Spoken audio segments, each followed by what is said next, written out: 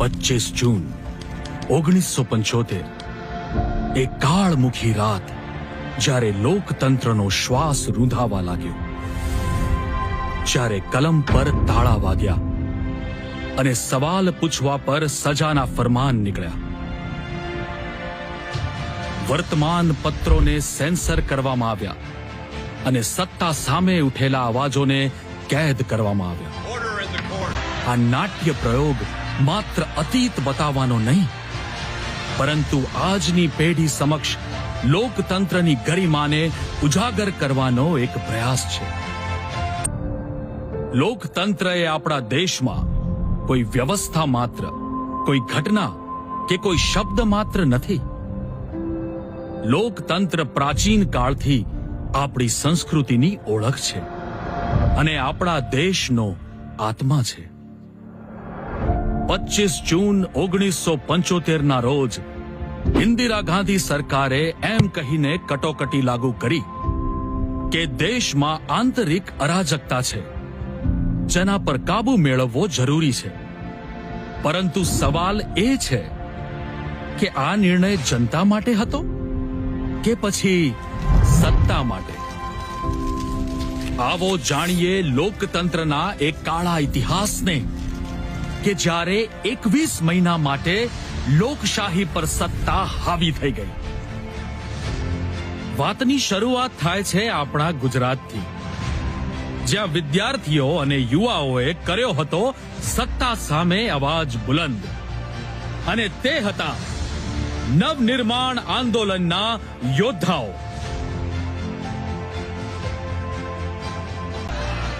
ભ્રષ્ટાચાર હટાઓ, મોંઘવારી મુર્દાબાદ! ભ્રષ્ટાચાર હટાઓ, મોંઘવારી મુર્દાબાદ! કોલેજના ફૂડ બિલ પર આ અસહ્ય વધારો સહન નહીં થાય, સહન નહીં થાય, સહન નહીં થાય! तीर पर कैसे रुकूं मैं, आज लहरों में है निमंत्रण. हरिवंश राय बच्चनની પંક્તિઓ આજે સાર્થક લાગી રહી છે. મૂક સેવક પૂજ્ય રવિશંકર મહારાજનો સંદેશ જ મારા માટે આદેશ છે, અને એટલે જ હું આપની સમક્ષ આવ્યો છું. ભ્રષ્ટાચાર વિરુદ્ધના આપના સ્વયંભૂ આંદોલનને હું જયપ્રકાશ નારાયણ વંદન કરું છું. હવે લાગી રહ્યું છે કે 71નું યુદ્ધ દેશ પ્રેમની ભાવનાથી નહીં, પરંતુ સત્તા પ્રેમની ભાવનાથી છેડવામાં આવ્યું હતું.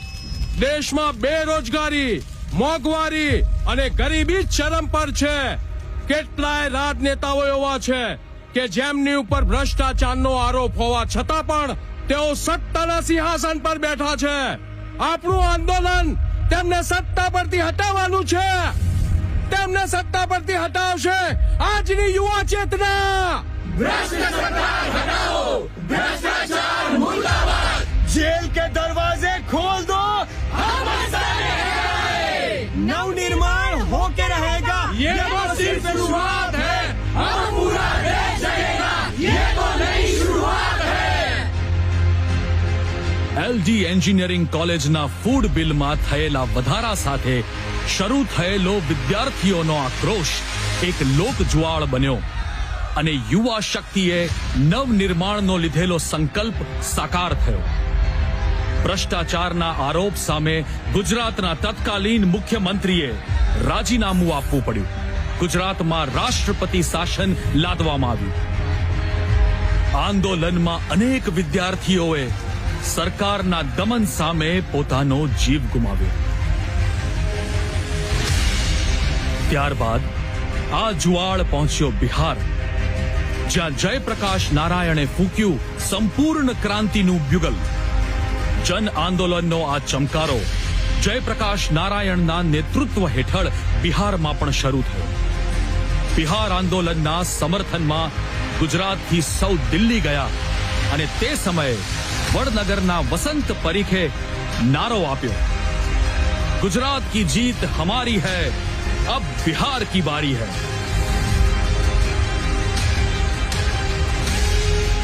જનતાનો સિપાહી હું આપનો જયપ્રકાશ નારાયણ આજે યુવાનોને આહવાન કરું છું કે હવે લોક ક્રાંતિ જ એકમાત્ર વિકલ્પ છે. દેશમાં ભ્રષ્ટાચાર, અન્યાય અને દમને માઝા મૂકી છે. સરકાર બહેરી થઈ ગઈ છે. હવે જનતાએ જાગવું પડશે. આપણે અહિંસક છીએ, પરંતુ નિર્બળ નથી. શિક્ષણ, રોજગાર અને ન્યાય આપણો અધિકાર છે. આપણે જ લોકતંત્ર અને સંવિધાનની રક્ષા કરવાની છે. અને હવે સમય પાકી ગયો છે સંપૂર્ણ ક્રાંતિનો.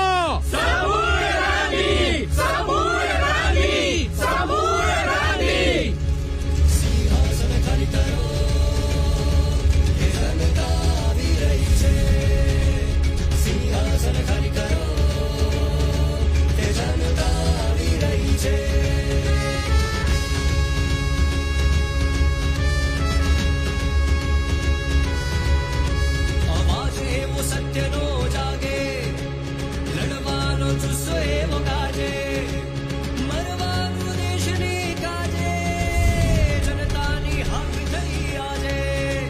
સિંહાસન ખાલી કરો, એ જનતા આવી રહી છે. સિંહાસન ખાલી કરો, એ જનતા આવી રહી છે.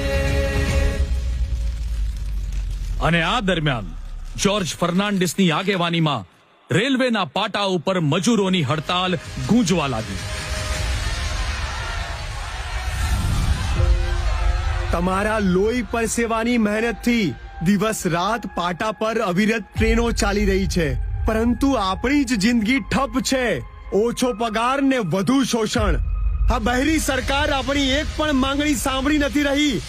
હવે મજબૂરી નહીં, પરંતુ હડતાલ જરૂરી છે. આપણે ચૂપ નહીં બેસીએ, પછી ભલે ને આપણને જેલ ભેગા કરવામાં કેમ ના આવે. અધિકાર મળતા નથી ત્યારે તેને છીનવવા પડે છે. આપણે આપણા બાળકોનું ભવિષ્ય માંગી રહ્યા છીએ.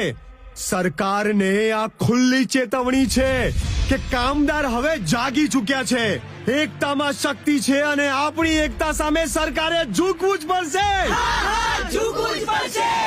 મજૂર એકતા જિંદાબાદ, જિંદાબાદ, જિંદાબાદ. મજૂર એકતા જિંદાબાદ. મજૂર એકતા જિંદાબાદ.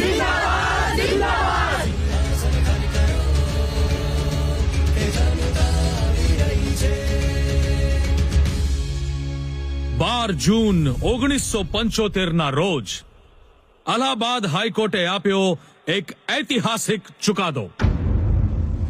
રાયબરેલીથી ઇન્દિરા ગાંધીએ જીતેલી ચૂંટણીને સરકારી તંત્રના દુરુપયોગના આરોપસર ગેરલાયક ઠેરવવામાં આવી. અમને હમણાં જ મળતા સમાચાર મુજબ અલ્હાબાદ હાઈકોર્ટે પ્રધાનમંત્રી શ્રીમતી ઇન્દિરા ગાંધી વિરુદ્ધ ચુકાદો આપ્યો છે. કોર્ટે ચુકાદો આપતા જણાવ્યું છે કે રાયબરેલીની ચૂંટણીમાં શ્રીમતી ઇન્દિરા ગાંધી દ્વારા સરકારી તંત્રનો દુરુપયોગ કરવામાં આવ્યો હતો. આમ આ ચૂંટણીને ગેરલાયક ઠેરવવામાં આવે છે. શ્રીમતી ઇન્દિરા ગાંધીનું પ્રધાનમંત્રી પદ હવે સંકટમાં આવી ગયું છે. દિલ્હીમાં રાજકીય ઉથલપાથલનો માહોલ સર્જાયો છે, તો આ બાજુ વિપક્ષ આ ચુકાદાને લોકતંત્રની જીત ગણાવે છે. સમગ્ર દેશમાં એક જ ચર્ચા છે, શું પ્રધાનમંત્રી ઇન્દિરા ગાંધી રાજીનામું આપશે? દેશને નવા પ્રધાનમંત્રી તરીકે કોણ મળશે? દેશમાં સરકાર સામે ચારે બાજુ જનાક્રોશ વચ્ચે હાઈકોર્ટના આ ચુકાદાથી હવે સત્તાના પાયા ડગમગવા માંડ્યા. ન્યાય અને સત્તા સામ સામે આવી ગયા હતા. હવે સવાલ એ હતો કે શું સત્તા બંધારણથી મોટી બની શકે? હવે શ્રીમતી ઇન્દિરા ગાંધી માટે પ્રધાનમંત્રી પદ છોડવું અનિવાર્ય બની ગયું હતું, પરંતુ તેમણે સત્તાનો દુરુપયોગ કરી દેશ પર કટોકટી લાદવાનો નિર્ણય કર્યો. આવો જોઈએ કેવો હતો જનતાના જુવાળ સામે સત્તાનો દુરુપયોગ. મમ્મી, અલ્હાબાદ હાઈકોર્ટનો આ નિર્ણય સરકાર પર કુઠારા ઘા સમાન છે. વિપક્ષ આખો એક જૂથ થઈ રહ્યો છે. આપણે ઝડપી અને આકરા પગલાં લેવા પડશે. જો મોડું થશે તો અણધાર્યા પરિણામો ભોગવવા પડશે. Announce emergency. સંજય, મેં દેશ માટે ઘણું સહન કર્યું છે, પરંતુ હવે સમય છે કઠોર નિર્ણય લેવાનો. રાષ્ટ્રપતિજીને મળીને એમને સમજાવવું પડશે કે દેશમાંથી અરાજકતા દૂર કરવા અને શાંતિ સ્થાપવા માટે કટોકટી લાગુ કરવી એ જ આખરી ઉપાય છે, અને તો જ વિપક્ષો નિયંત્રણમાં રહેશે. આ પરિસ્થિતિ એક યુદ્ધ સમાન છે. આ યુદ્ધ સત્તા માટેનું નહીં, પરંતુ વિપક્ષોને નિયંત્રણમાં લઈ દેશમાં શાંતિ સ્થાપવાનું છે. કટોકટી જાહેર કરવા માટે સંપૂર્ણ કેબિનેટની સહમતિ જરૂરી છે ઇન્દિરાજી. એની તમે ચિંતા ના કરો. મારી સહમતિ જ આખરી સહમતિ છે. 25 જૂન 1975ની એ રાત્રે દેશનું લોકતંત્ર જોખમમાં મુકાયું. રાષ્ટ્રપતિ ફખરુદ્દીન અલી અહેમદે કટોકટી લાગુ કરતી એ ફાઇલ ઉપર પોતાના હસ્તાક્ષર કર્યા અને લોકશાહીના ઇતિહાસના કાળા અધ્યાયની શરૂઆત થઈ. પ્રેસ પર પ્રતિબંધ લાગ્યો, સંવિધાન સ્થગિત થયું, લોકતંત્ર ઇતિહાસ બન્યું. સરકાર સામે ઉઠતો દરેક અવાજ ડામી દેવામાં આવ્યો. આ કટોકટી કાળમાં જયપ્રકાશ નારાયણ, અટલ બિહારી વાજપેયી, એલ.કે. અડવાણી, મોરારજી દેસાઈ જેવા હજારો લોકનેતાઓને જેલમાં બંધ કરવામાં આવ્યા. અહીં લોકશાહી માટે લડનારને જ દેશના દુશ્મન ગણવામાં આવ્યા, અને જેમની પાસે સત્તા હતી તેઓ તેને ટકાવી રાખવા માટે ભયનું વાતાવરણ ફેલાવી રહ્યા હતા. આ લોકતંત્રની હત્યાની સાથે તાનાશાહીની શરૂઆત છે.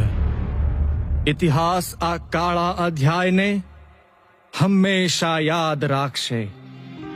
આજે સત્તાની ભૂખે બંધારણનો દુરુપયોગ કર્યો છે. લોકશાહીના ચતુર્થ સ્તંભ એવા વર્તમાન પત્રોના સ્વાતંત્ર્ય પર હુમલો એ લોકતંત્રની ગરિમા પર હુમલો છે. આ દેશમાં હવે સત્તા લાલસુઓનું પતન નિશ્ચિત છે. શું વિપક્ષમાં હોવું એ જ આપણો અપરાધ છે? અન્યાય સામે અવાજ ઉઠાવનારાઓને જેલમાં પૂરવાથી સત્તા ટકવાની નથી. અરે, લોકતંત્ર તો આપણી સંસ્કૃતિ છે, આપણું સ્વાભિમાન છે. કટોકટીના અંધકારમાં આપણે ફરી લોકતંત્રનો તેજ પુંજ પ્રજ્વલિત કરવાનો છે. સવાર પડીને સૂરજ ઉગ્યો, પણ અંધારું છે ઘોર ભાઈ, અંધારું છે ઘોર. લૂંટાયા હક ને છીનવાઈ સ્વતંત્રતા, કાળા કાળા પડઘા કરતો આ કેવો તે શોર. અંધારું છે ઘોર ભાઈ, અંધારું છે ઘોર. ચાંદો પણ કાળો ને સપના પણ કાળા, કાળા રંગની કળા કરીને સિંહાસન પર બેઠો કાળો મોર. અંધારું છે ઘોર ભાઈ, અંધારું છે ઘોર. અંધારું છે ઘોર ભાઈ, અંધારું છે ઘોર.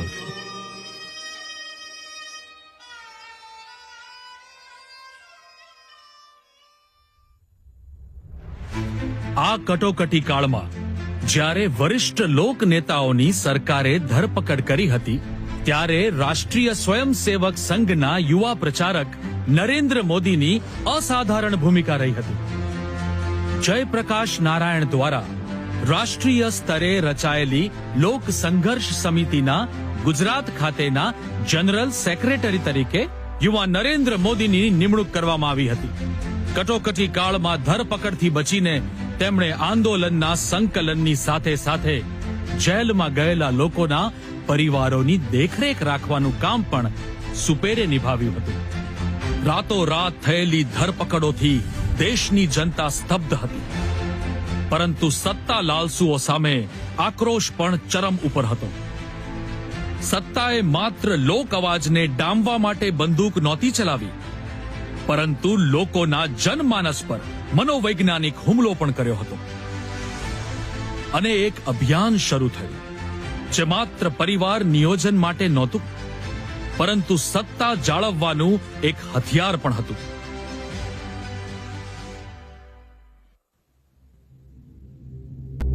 કુટુંબ નિયોજન માટે નસબંધી આપણું મુખ્ય અભિયાન છે. આપણા માટે આ જ અસલી દેશ સેવા છે. વ્યક્તિની કોઈ પણ જાતની પરવાનગી વિના અને તેને માહિતી આપ્યા વિના અમે રોજ કેટલા ઓપરેશન કરી રહ્યા છે. અધિકારીઓ આવીને અમને નસબંધીના ઓપરેશનના ટાર્ગેટ આપી રહ્યા છે. અમે અગાઉ ક્યારેય આ રીતે કામ નથી કર્યું. તમે દેશ સેવા માટે ખૂબ મોટું યોગદાન આપી રહ્યા છો. આ અશિક્ષિત લોકો તમારા સમજાવવાથી કઈ નહીં સમજે. આ રીતે જ તેમની સાથે વર્તવું પડશે. આ લોકો કહી રહ્યા છે જો રાશન જોઈએ તો નસબંધી કરાઈને આવો. આ લોકો મારા પતિને ઉઠાવીને હોસ્પિટલ લઈ ગયા. પૂછીએ છે તો કઈ જવાબ મળતો નથી. અમે આવું બધું નહીં ચલાવી લઈએ. જો વિરોધ કરશો તો જેલમાં જશો. માટે જેમ કહીએ એમ કરો. અમે પણ સરકારના આદેશનું પાલન જ કરી રહ્યા છીએ. આ સમયગાળા દરમિયાન અસંખ્ય પુરુષોની નસબંધી કરવામાં આવી. જનતાને અનુશાસન શીખવાડવાના નામ ઉપર સતત ધમકાવવામાં આવતી, ડરાવવામાં આવતી. લોકોને એવું લાગી રહ્યું હતું કે અંગ્રેજોની 200 વર્ષની ગુલામીનો કપરો કાળ ફરી પાછો આવી ગયો છે. કટોકટી લાગતા જ લોકશાહીનો ચોથો સ્તંભ એક જ રાતમાં લાચાર બન્યો. પત્રકારો અને અખબારો ઉપર નિયંત્રણ લાદવામાં આવ્યું. લોકશાહીનો સાચો પરિચય છે પત્રકારોની નિર્ભય કલમ. પણ આજે તો આ કલમ પર જ તાળા છે. કેવું હશે એ મૌન જ્યાં કલમ તલવાર નહીં પરંતુ લાચાર બની મૌન થઈને પૂછે છે, સત્ય કે સત્તા?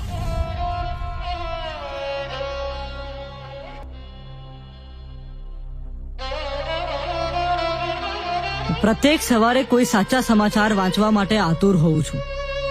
પરંતુ હવે વર્તમાન પત્રો જાણે સરકારના પ્રવક્તા બની ગયા છે. એ જ સમજાતું નથી કે આ વર્તમાન પત્ર છે કે સરકારનું આદેશ પત્ર.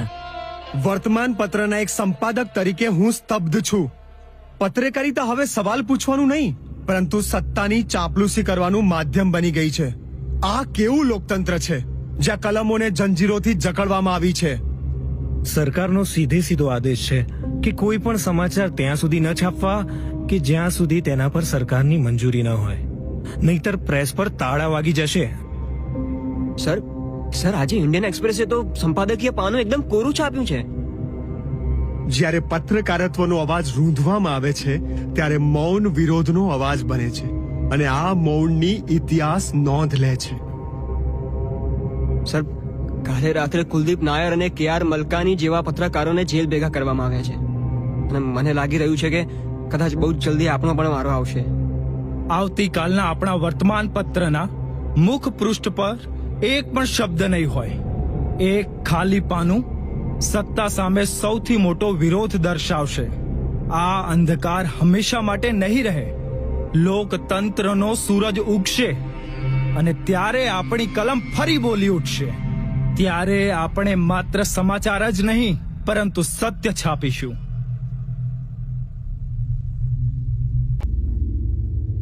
વર્ષ 1975માં દેશનું લોકતંત્ર કેદ થયું. તાનાશાહી સામે માનવતા ડુસકા ભરવા લાગી. આ સમાજના એ વર્ગની વાત છે કે જેમને બોલવાની પણ આઝાદી નહોતી. મારા ખેતરે સરકારી બાબો આવ્યા હતા. કહેવા માંડ્યા, દેશના વિકાસ માટે તમારી જમીન લેવી પડશે. મેં કહ્યું, કોઈ પણ જાતના વળતર વગર કેવી રીતે જમીન આપી દઉં? એમણે કહ્યું, વધારે બોલીશ તો જેલમાં નાખી દઈશ. આ જમીન મારા બાપ દાદાની યાદ છે. ખેતર મારું, મહેનત મારી. દિવસ રાત એક કરી લોહી પાણીથી મેં તેનું સિંચન કર્યું છે. પણ હવે મને અવાજ ઉઠાવવાનો કોઈ હક નથી.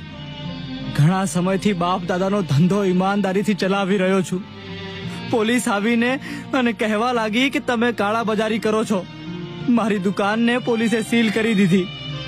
મેં તો માત્ર એટલું જ પૂછ્યું હતું કે ભાવ નિયંત્રણનો અસલી હેતુ શું છે. સાહેબ, પહેલા મજૂરી કરીને 2 ટંકનું ખાવાનું તો મળી જતું હતું, પણ હવે તો કંઈ બોલવું એટલે ગુનેગાર થઈ ગયા. યુનિયનની વાત કરી તો ઠેકેદારે કામ પરથી જ ગાડી મૂક્યો.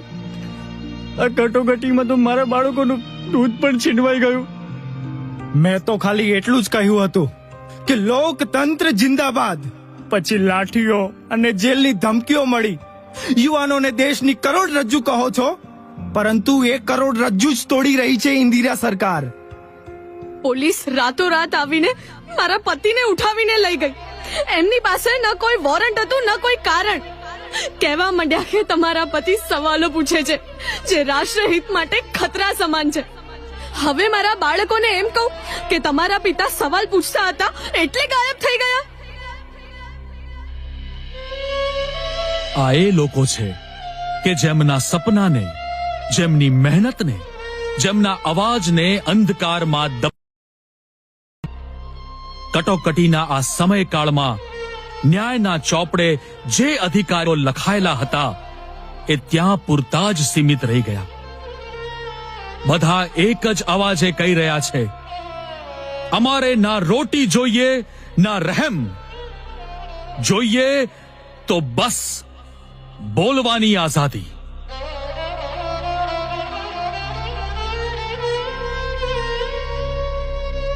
પ્રધાનમંત્રી કાર્યાલય, જાન્યુઆરી 1977. અંદાજે 18 મહિના થઈ ચૂક્યા છે અને દિવસે ને દિવસે જનતામાં અસંતોષ વધી રહ્યો છે. આપણે કપરો સમય સંભાળી લીધો છે, પરંતુ હવે વિપક્ષનો દબાવ પણ આંતરરાષ્ટ્રીય સ્તરે વધવા લાગ્યો છે. વિપક્ષના નેતાઓ, વર્તમાન પત્રો અને જનતા તમામ પર નિયંત્રણ રાખવામાં આપણે સફળ રહ્યા છીએ, પરંતુ દેશમાં બેચેનીનું વાતાવરણ છે. મેડમ, અમેરિકા અને યુરોપમાં પણ કટોકટીને લઈને આપણી ટીકા થઈ રહી છે. મને લાગે છે કે હવે ચૂંટણી જાહેર કરવી એ જ એકમાત્ર રસ્તો છે. આઈ થિંક અત્યારે ચૂંટણી જાહેર કરીશું તો કદાચ વિપક્ષ એકજૂથ નહીં થઈ શકે અને આપણો ફાયદો પણ થઈ જશે. આપણે જનતાને વિશ્વાસ અપાવવો પડશે કે આપણે લોકતાંત્રિક મૂલ્યોનું સન્માન કરીએ છીએ. ઠીક છે, તો આપણે ચૂંટણીની જાહેરાત કરાવી દઈએ. માર્ચ મહિનામાં ચૂંટણીનું આયોજન થશે, તો સૌ કોઈ ચૂંટણીની તૈયારીમાં લાગી જાઓ. આશા રાખું છું કે આ નિર્ણય દેશ હિતનો નિર્ણય સાબિત થશે. ફરીથી સત્તા પર આવવાના વિશ્વાસ સાથે દેશભરમાં ચૂંટણી યોજવાના સોગઠા ગોઠવાઈ રહ્યા હતા. જો કે વિપક્ષ પણ કંઈક અલગ જ મૂડમાં હતો. લોકોમાં બસ એક જ ચર્ચા હતી કે શું દેશને પ્રથમ બિન કોંગ્રેસી પ્રધાનમંત્રી મળશે. હવે સમય આવી ગયો છે જ્યારે આપણે સૌએ સાથે મળીને સત્તાધીશો સામે ચૂંટણી લડવી પડશે. જનતા પીડાઈ રહી છે. જો હવે પણ આપણે એક ન થયા ને તો ઇતિહાસ ક્યારે આપણને માફ નહીં કરે. જનતામાં બદલાવની લહેર જોવા મળી રહી છે. આપણે માત્ર તેને દિશા આપવાની છે. ચૂંટણીમાં આપણે એક પાર્ટી બનીને જવું પડશે અને એ પાર્ટીનું નામ હશે જનતા પાર્ટી. આપણે ખેડૂતો, યુવાઓ અને કામદારોને સાથે લઈને આગળ વધીશું. આવનાર ચૂંટણી એ માત્ર એક ચૂંટણી નહીં, પરંતુ લોકતંત્રનો પુનઃજન્મ બની રહેશે. કોંગ્રેસ જીતવા માટે એડી ચોટીનું જોર લગાવીને સામ, દામ, દંડ, ભેદ તમામ પ્રકારની નીતિઓ અપનાવશે. આપણે સતર્ક રહેવું પડશે. ઇન્દિરા ગાંધીના શહેઝાદા સંજય ગાંધીની તાનાશાહીને જનતા ક્યારેય ભૂલી નહીં શકે. આપણે પ્રત્યેક ગામ, ગલી અને ઘર સુધી જઈને તેમના સુધી સત્ય પહોંચાડીશું. ચાલો સાથે મળીને લોકતંત્રનો દીપ પ્રજ્વલિત કરીએ.